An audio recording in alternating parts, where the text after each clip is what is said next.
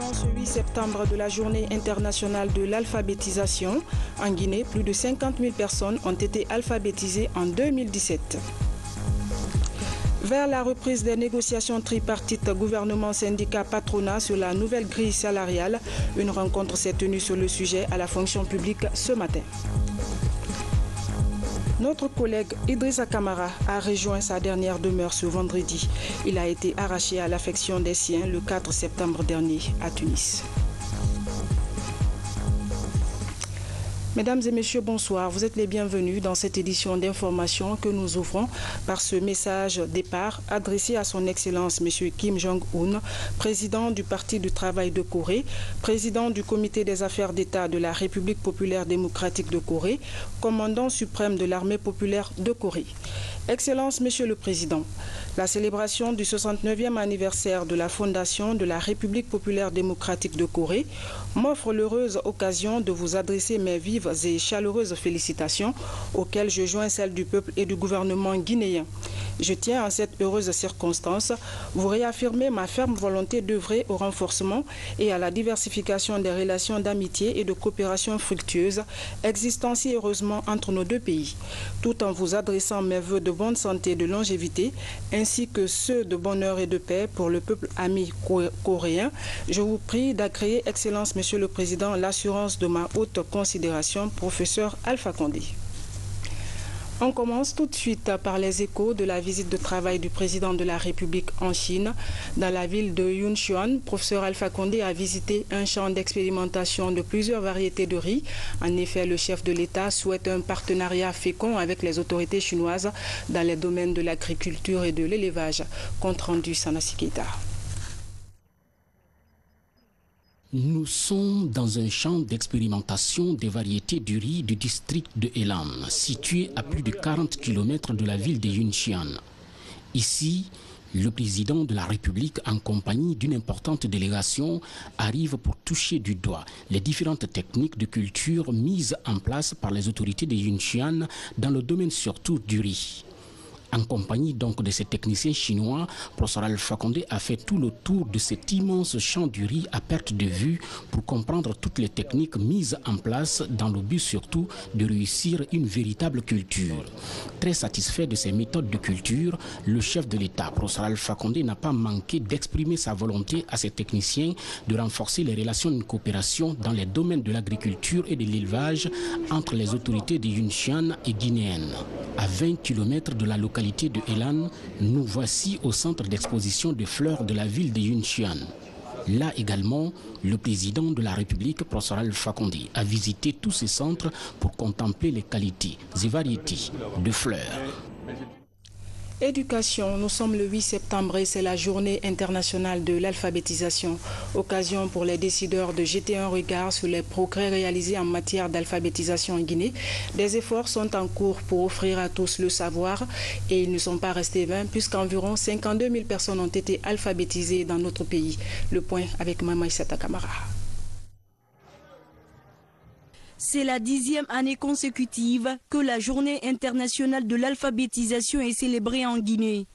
Cette année, plus de 50 000 personnes sont alphabétisées dans le pays. Aujourd'hui, un accent particulier est mis sur la valorisation des différentes langues nationales. Cette journée est mise à profit pour réitérer des plaidoyers en faveur de la lutte contre l'analphabétisme. Je garantis au peuple de Guinée et au nom du président de la République que nous ne ménagerons aucun effort pour donner le maximum à nos concitoyens qui n'ont pas eu la chance de prendre la route de l'école en mettant l'école de la seconde chance en place. Chacun va faire de la lecture et l'apprentissage de l'alphabétisation comme une activité principale. À l'occasion de cette journée, des ouvrages transcrits et autres supports dans nos langues nationales sont exposés. Cette tablette, par exemple, fonctionne avec des caractères de l'alphabet Nko. Apprendre à lire, écrire et calculer dans nos langues locales devient un défi. Pour le label Conakry Capitale mondiale du livre, c'est une aubaine. Le choix de Conakry Capitale mondiale du livre par l'UNESCO, c'était pour booster l'alphabétisation dans notre pays. C'est extrêmement important, vous savez les chiffres, 65% de notre population ne sait ni lire ni écrire. Et pour sensibiliser les gouvernants, les décideurs à éradiquer l'alphabétisation dans notre pays, il fallait célébrer cette journée pour donner les véritables chiffres à nos concitoyens. Donc nous avons voulu vraiment cette année célébrer avec faste pour dire aux Guinéens que nous sommes en danger, nous devons nous réveiller parce que beaucoup de nos frères et sœurs ne savent ni lire, ni compter, ni calculer. Pour nous, c'est le début d'une grosse campagne.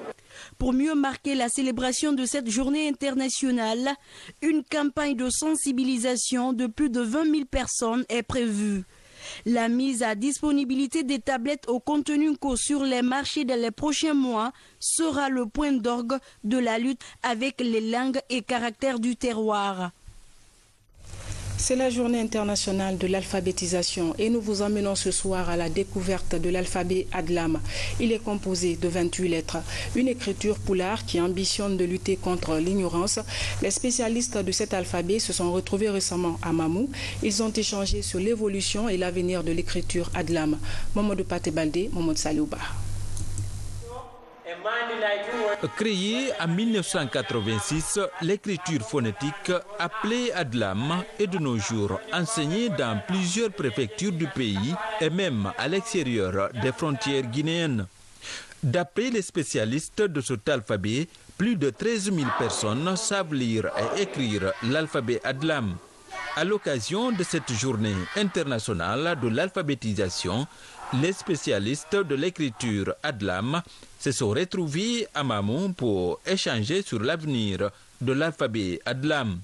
Sur ces plaques de signalisation est gravée l'écriture Adlam pour les usagers de la route. L'alphabet Adlam contribue à la réduction du taux d'analphabétisme en Guinée. Parlant justement de la valorisation des différentes langues du pays, l'alphabet Soussou aussi fait du chemin. Ses adeptes sont à l'école. Pour ses apprenants, cette forme d'écriture est un indicateur logique pour lutter contre l'illettrisme. Reportage Abraham Christophe Conté, Algassimouba. Le Soussou ou Soso est une langue mandingue parlée en Afrique de l'Ouest, notamment en Sierra Leone et dans la région de la Basse-Guinée.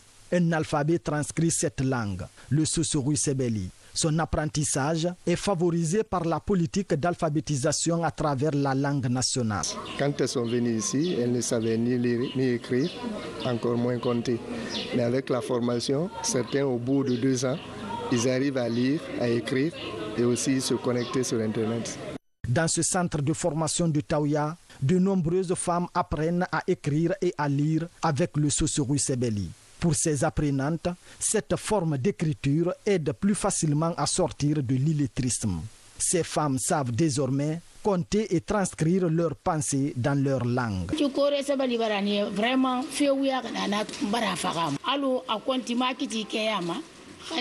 genre d'écriture m'a permis de comprendre beaucoup de choses. Aujourd'hui, je peux faire mes achats dans le marché sans difficulté.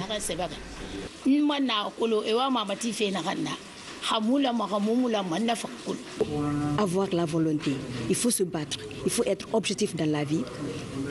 Bon, c'est ça qui m'a poussé. J'ai vu les autres enfants qui sont à l'école, ce qu'ils font.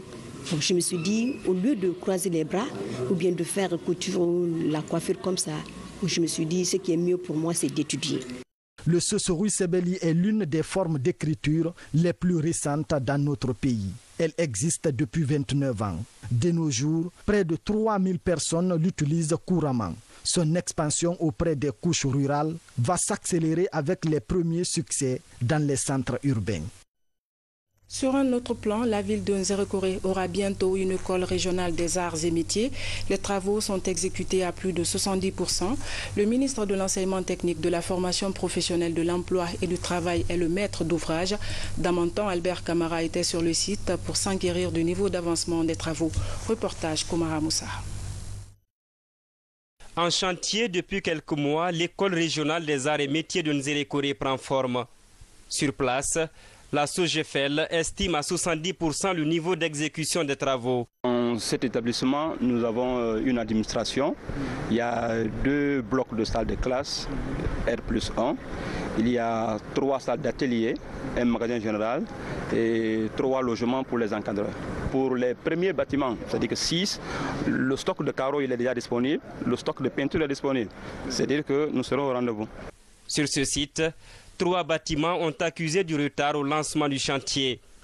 Il s'agit de l'amphithéâtre, l'atelier de génie mécanique et celui du froid. 12 mois après le début des travaux, le site est le théâtre d'un projet impressionnant. Il est très avancé. C'est l'occasion pour moi de féliciter l'entreprise qui réalise les travaux, qui n'attend pas forcément que les sommes qui lui sont dues soient déboursées par le bailleur et qui avance à un rythme régulier et soutenu, qui fait qu'aujourd'hui, selon elle, elle serait à 70%, mais en tout cas, elle est largement avancée. On attendra l'évaluation du bureau d'études pour en savoir plus. Nous espérons vraiment qu'elle sera dans les délais. L'occasion pour les autorités locales de saluer l'initiative du gouvernement qui encourage la formation technique et professionnelle pour les jeunes de moins de 20 ans. Je voudrais mettre l'occasion à profit pour renouveler les remerciements à l'adresse de son Excellence Monsieur le Président de la République et de son Excellence Monsieur le Ministre pour ce qui est en train d'être fait au bénéfice et au compte de nos communautés, surtout la jeunesse, parce que ça va contribuer à réduire le taux de chômeurs. Donc la problématique de l'employabilité va être une problématique gérée à la satisfaction des jeunes, à la satisfaction de nos populations. Ce projet de 4 écoles professionnelles est financé à 90% par le Fonds saoudien de développement. Des filières comme l'électricité, l'hôtellerie, la maçonnerie, la plomberie ou encore la mécanique générale y seront enseignées. L'objectif du gouvernement est de lutter contre l'inadéquation entre la formation et le besoin du marché de l'emploi par la formation d'ouvriers dans notre pays. Un reportage rendu par Valérie Tali-Manet. Dans la savane guinéenne, l'ONG CICID poursuit son cycle de formation sur la gouvernance du secteur minier en Guinée. La commune urbaine de Sigiri a constitué la première étape. La transparence dans les industries extractives a été débattue notamment par les participants. La synthèse avec Ansoumane Toumani Kamara. Comme dans toutes les zones minières du pays, la préfecture de Sigiri est souvent le théâtre d'incompréhensions parfois violentes entre population et société minière d'une part, mais aussi d'affrontements intercommunautaires à cause de la non-maîtrise des lois et conventions relatives à la gouvernance du secteur minier. Samedi des mines est une initiative de l'ONG CICID qui réunit tous les acteurs de la communauté pour s'informer et échanger autour des questions brûlantes de la gestion des zones minières. Les attentes, c'est que nous voulons que désormais, d'abord que les différentes structures aussi présentes, les représentants des différentes structures ici, fassent la restitution auprès de leurs structures. L'autre attente aussi, c'est de voir désormais les communautés et tous les acteurs s'impliquer dans l'application effective des différents droits, mais aussi des différentes obligations, mais surtout la maîtrise du contenu des thèmes qui ont été développés et déroulés lors de cet atelier de formation et d'échange. L'étape de Sigiri centre à porter sur des thèmes comme l'étude d'impact environnemental et social, la politique du contenu local en Guinée, les minerais de développement négligés et le code minier guinéen. Cet atelier va nous permettre, nous, en tant que jeunes, de connaître réellement ce que nous devrons réclamer à travers les sociétés minières sans créer de problèmes ou bien sans faire des dégâts matériels à travers ces sociétés-là. Parce que les sociétés-là sont là aussi pour nous à travers les emplois jeunes et, comme on appelle, le développement local de notre communauté. La rencontre a permis aux parties prenantes d'abord de connaître l'importance des études d'impact environnemental, comment les réaliser, et ensuite le droit et le devoir des communautés, c'est-à-dire des parties prenantes au niveau de ces sites d'exploitation minière. L'initiative Samedi des mines, après une année d'activité d'information et de renforcement de capacité à Conakry, vient à la rencontre des populations de toutes les zones minières de la savane guinéenne. Restons dans le pays profond. Du côté de Mandiana, le premier forum des jeunes a ouvert ses travaux sous le thème « Plus d'action des jeunes pour le développement socio-économique de la localité ». 2 jours de réflexion pour plancher sur les problèmes de la préfecture et envisager des solutions durables. Les précisions avec Mohamed Alpha Baldé, Mohamed Lamine Kabar. Forte d'une population estimée à plus de 25 000 personnes, Mandiana est en pleine croissance.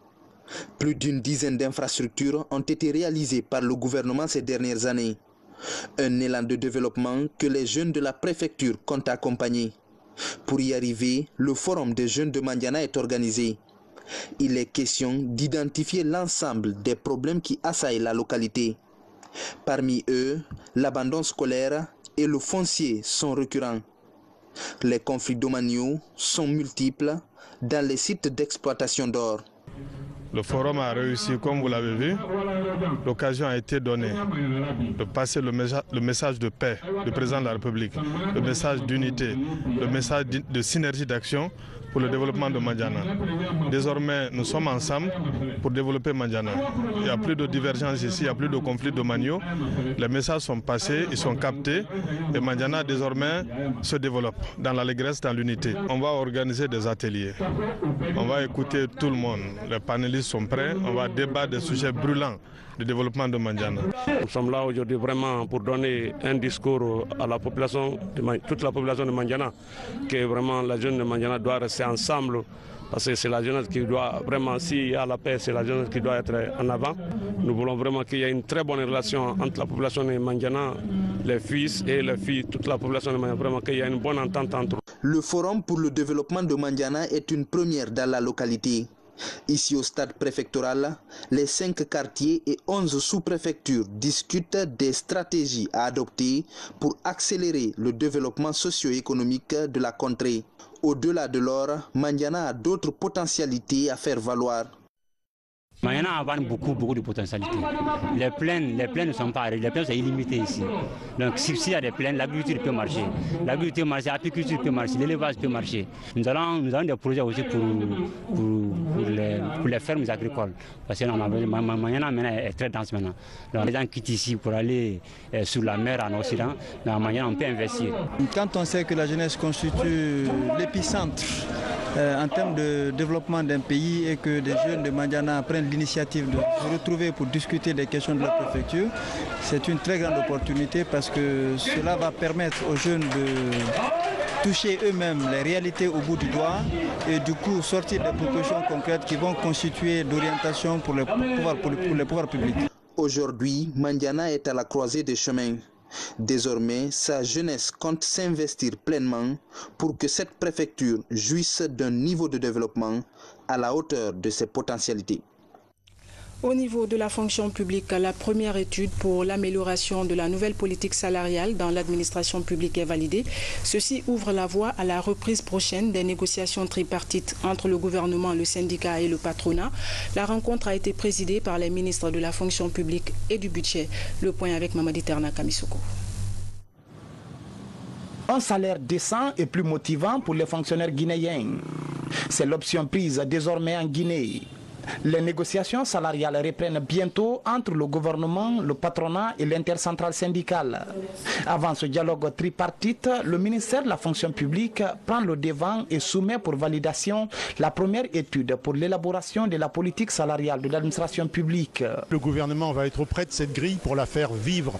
Quand je dis faire vivre la grille, c'est faire en sorte que les fonctionnaires et les contractuels puissent évoluer dans la grille. Et il n'y a pas de problème, de difficulté particulière pour y arriver. Ça sera fait avec introduction du mérite, de la performance, du mérite et de la performance comme critère d'évolution et d'avancement donc. On attendait que l'expert puisse présenter les conclusions de son étude pour que le 18 nous rentrons en négociation.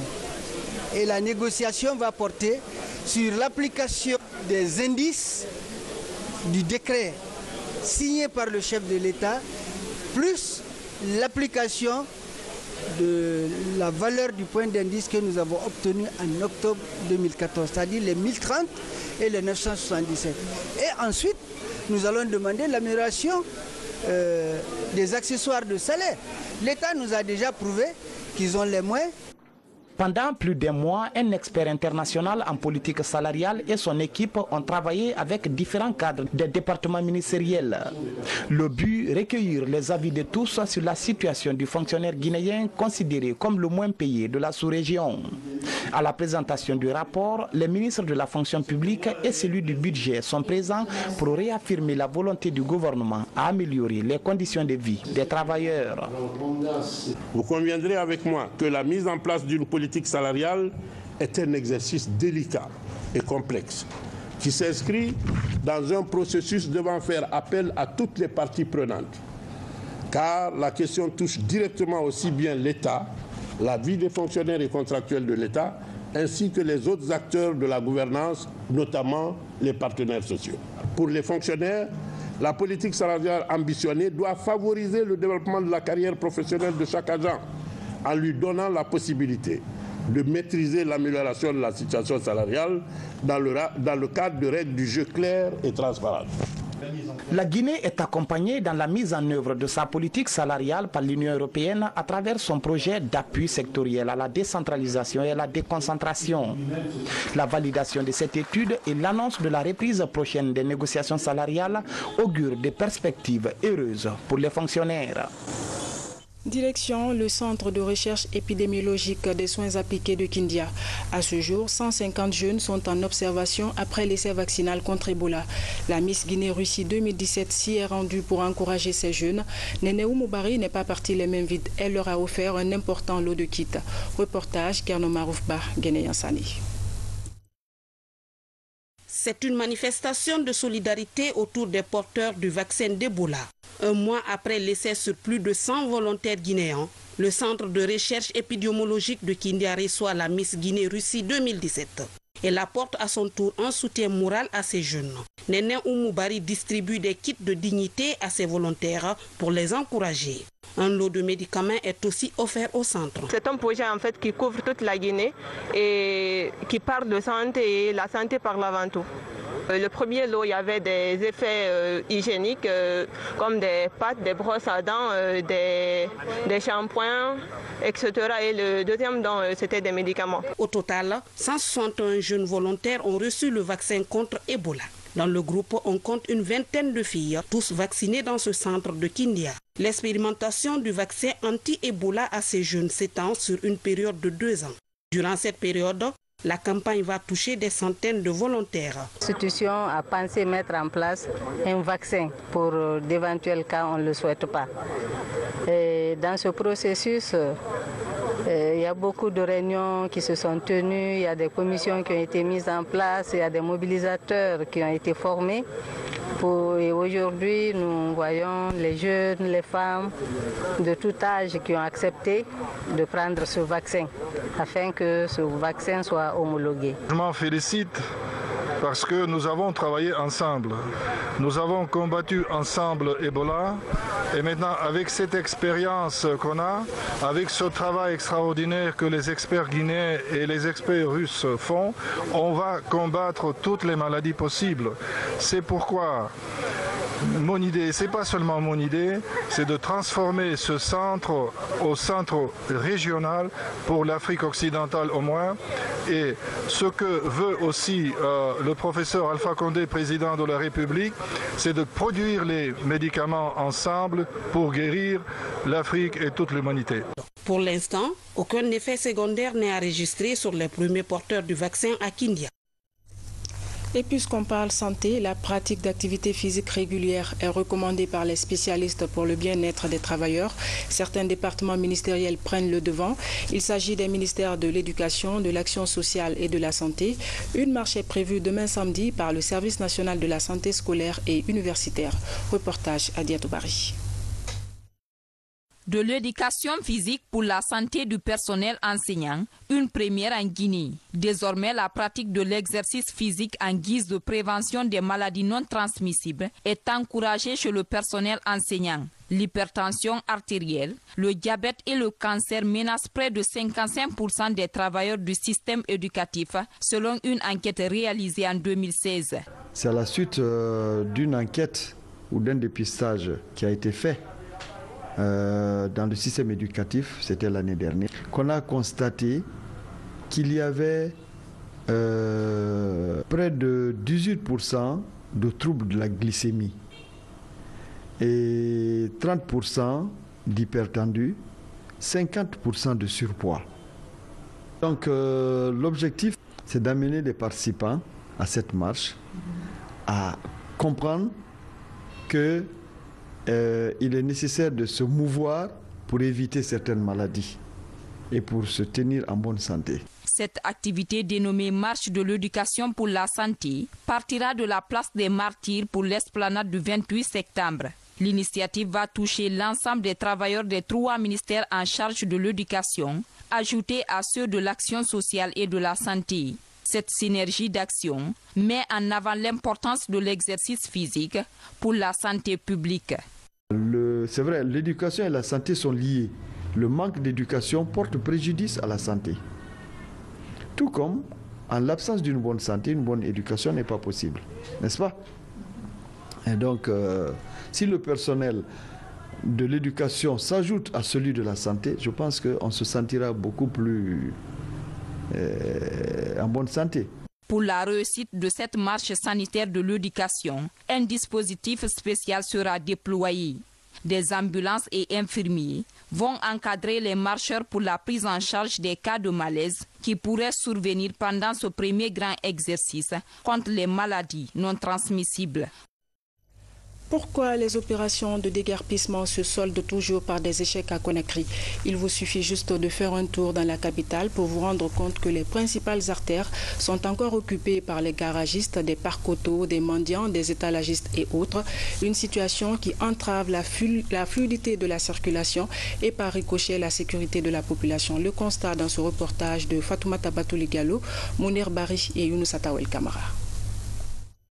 Est-ce un problème de civisme ou une négligence de l'autorité? Au marché d'Anko 5, le petit commerce sur la voie publique est une véritable préoccupation. À ce groupe de femmes et marchands ambulants s'ajoutent d'autres problèmes souvent à l'origine des bouchons interminables sur cette voie. Parce que si les femmes ont laissé l'intérieur de la marché et sont venus encombrer sur la route, ça c'est un empêchement. C'est un grand empêchement, l'embouteillage va crier forcément. Maintenant, si le passager a dit « je veux descendre », comment tu peux coller? Hein? Si tu arrêtes encore au beau milieu de la route, il y en a un agent peut venir de t'empêcher d'insulter banalement comme ça. Marchands et administrateurs jouent au chat et à la souris dans cette atmosphère quasi quotidienne. Je vends des colanguines. Tu vois ici, c'est pas fait. Il y a trop de voitures ici. On s'arrête deux fois. Les policiers viennent nous chercher. Donc on n'a pas d'autre endroit pour vendre si c'est pas ici. On vient de rentrer à peine. Depuis 13h30, on était sur le terrain pour dégager les femmes sur la route. Mais hélas, vous les dégagez, vous quittez là-bas, dans 10 minutes, ils vont se retourner encore. À quand la fin du calvaire des usagers? Pour tenter de répondre à cette question, notre équipe a approché le maire de la commune. Il est partagé entre amertume et espoir. Donc, c'est déplorable. Je pense que tant que les communes n'auront pas de police en vérité, on ne peut pas faire accepter certaines décisions de la commune. Il faut que la commune ait une police. Et la persuasion seule ne marche pas, la sensibilisation seule ne marche pas toujours. Quelquefois, il faut forcément la répression qui accompagne le pouvoir, forcément. Pour l'heure, la commune de Ratoma, tout comme les autres, reste piégée par le commerce informel, surtout sur la chaussée. Dans cette atmosphère automobiliste, piétons et marchands se frottent dans l'imprudence. Des femmes leaders ont eu un tête-à-tête avec le président de la fondation Gueriba Diaby pour la paix et l'assistance. Les échanges ont porté sur le renforcement de la cohésion sociale entre les fils et filles de Guinée. Mikini Moussa Kamara, Guinéen Sani. Pour mieux vulgariser la culture de la paix en Guinée, la fondation Elhadj Gueriba Diaby pour la paix et l'assistance sociale intensifie ses activités. Ces deux groupes de femmes leaders viennent à son école. Nous nous réjouissons d'avoir signé ce partenariat qui va nous permettre de continuer à partager nos expériences, de nous informer sur nos différentes activités de les coordonner et d'agir ensemble pour préserver la paix dans notre pays. L'ONG Africa Femmes Performantes fait aussi son entrée. Une structure mondiale de femmes créée en 2003 aux États-Unis d'Amérique. La Guinée a adhéré à cette organisation en 2013. Sa mission est de promouvoir le talent féminin. Tout comme les autres, elle s'engage davantage à promouvoir la paix en Guinée. Le porte-à-porte est une stratégie envisagée. Nous sommes ici aujourd'hui à la Fondation Yeriba Diaby pour la paix et la cohésion sociale. L'événement que nous devons organiser ici, qui a déjà reçu le cutus du président de la République, qui sera également sous son haut patronage en sa qualité de président en exercice de l'Union africaine. Nous sommes au sein de la fondation ici, dont le fondateur est l'ambassadeur de la paix en Guinée, en Afrique et à travers le monde. Nous avons reçu ces grandes dames de la Guinée, ceux qui font que la Guinée soit debout, ceux qui ont donné des naissances des présidents et des ministres et des cadres guinéens. Ce sont nos femmes. Alors, quand la femme veut, Dieu le veut. À cette occasion, la Fondation Elhadji Guériba Diaby réaffirme son soutien au 8e congrès des femmes de l'Afrique et de la diaspora. Initialement prévu du 26 au 30 novembre 2017 en Algérie, cet événement est délocalisé à Conakry en Guinée, le pays qui assure la présidence tournante de l'Union africaine. Le 4 septembre dernier, la Guinée perdait un de ses vaillants fils. Idrissa Camara était journaliste, animateur de l'émission Belles Lettres à la radio nationale, directeur national du livre et de la lecture publique. Il a été arraché à l'affection des siens à l'âge de 62 ans. Aujourd'hui, un hommage mérité lui a été rendu au Palais du Peuple. Le film de la cérémonie avec Marie-Angélique Bangoura. Il était parmi les brillants journalistes animateurs culturels de la Guinée. Homme de lettres et directeur national du livre et de la lecture publique, Idrissa Camara a consacré sa vie à la promotion du livre, mais aussi à la culture guinéenne. Sa disparition laisse un vide. À l'occasion du symposium au Palais du Peuple, acteurs de la culture, amis et proches lui ont rendu un dernier hommage. Le souvenir que je garde de lui, c'est le souvenir d'un homme qui était très compétent en ce qu'il faisait, qui aimait son métier et qui le faisait très, très bien. Cela ne suffit même pas, il faut dire tout simplement que c'était un passionné des lettres. Il a lancé beaucoup de jeunes écrivains guinéens et nous les anciens, il était toujours là pour faire la promotion de nos œuvres lors de ces émissions Belles Lettres. Donc c'est une grande perte aujourd'hui pour la littérature guinéenne, pour les lettres guinéennes en général. À la famille Camara, je voudrais dire qu'elle n'est pas seule dans cette dure épreuve. Le monde de la culture et des arts se tient à ses côtés. Au nom de son Excellence, Monsieur le Président de la République, chef de l'État, j'adresse mes sincères condoléances à la famille Camara, au monde de la culture guinéenne et à la RTG. Puisse notre Créateur, le Tout-Puissant Allah, lui accorder le paradis éternel. Né en 1955 à Conakry, Idrissa était diplômé en économie-philosophie et en lettres modernes à l'université de Conakry et de Cancan. Dès lors, il devient enseignant avant de conquérir le micro à la RTG. Il commence à animer à la radio nationale des émissions comme Bal du samedi, le Club des jeunes, Majuscule, puis Belles Lettres, mais également coproducteur de l'émission Papier, Plume, Parole. Rodé dans ce domaine, il enchaîne des postes au niveau du ministère de la Communication, puis celui de la Culture, un itinéraire riche et parsemé de gloire. Nous sommes profondément touchés par le fait que Ambiance nous ait quittés. Seul le temps pourra cicatriser nos plaies. Mais, au nom de tes collègues de la RTG, je tiens à adoucir cette douleur en vous parlant du plus profond de mon cœur. La mort t'a emporté pour ton dernier voyage. Notre peine est immense. ton décès est une vraie douleur au cœur et à l'âme. Pas encore 48 heures, j'étais avec le corps à Tunis, où j'ai rencontré le professeur qui l'a opéré, et ça s'est vraiment bien passé parce qu'Idrissa même me l'avait confirmé avant. Mais Dieu a voulu décider autrement, il faut qu'on l'accepte. Ce qui peut, c'est de l'entourer sa famille, entourer ses amis, les consoler.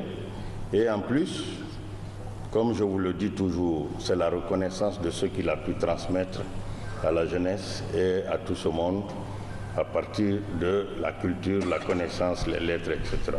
Je ne pouvais te laisser partir, papa, sans te dire un dernier hommage.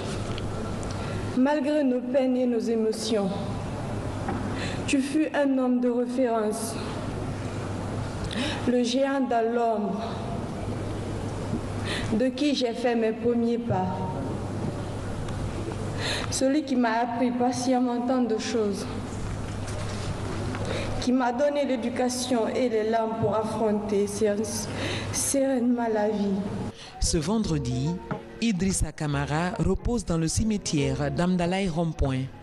Il laisse derrière lui une veuve et 5 enfants dans la tristesse et la consternation. Ainsi va la vie, paix à l'âme d'Idrissa Camara. Et puis ce message de la HAC, c'est avec émotion et une grande tristesse que la HAC a pris le rappel à Dieu du journaliste Idrissa Camara le 4 septembre 2017 des suites de maladie. Serviable et disponible, Idrissa Camara a exercé pendant longtemps comme animateur de plusieurs émissions culturelles et littéraires à la RTG avant de rejoindre le département des sports, de la culture et du patrimoine historique en qualité de directeur national du livre et de la lecture publique. En cette douloureuse circonstance, la HAC tient à exprimer à sa famille, à l'ensemble de la presse nationale, sa profonde compassion. La HAC implore le Tout-Puissant et Miséricordieux de recevoir dans son royaume l'illustre disparu. Que son âme repose en paix. Amen. Pour la haute autorité de la communication, la présidente, Madame Martine Condé. Actualité sportive guinéenne, le championnat national de première division saison sportive 2016-2017 a pris fin ce soir. À Dubrika, le Sumba FC a été tenu en échec par l'ASFAC 0-0. Un but partout entre l'AS Kaloum et le Afia FC. Le Gangan FC de Kindia s'est maintenu en Ligue 1 en battant l'Atlético de Koléa 3-2. Au classement général, le Orea AC est sacré champion en titre pour cette saison sportive. Voilà, mesdames et messieurs, c'est la fin de ce journal. Merci à vous de nous avoir reçus chez vous. Excellente soirée en compagnie de nos programmes. Demain, vous serez avec Alia Camara. Bonsoir et à très bientôt.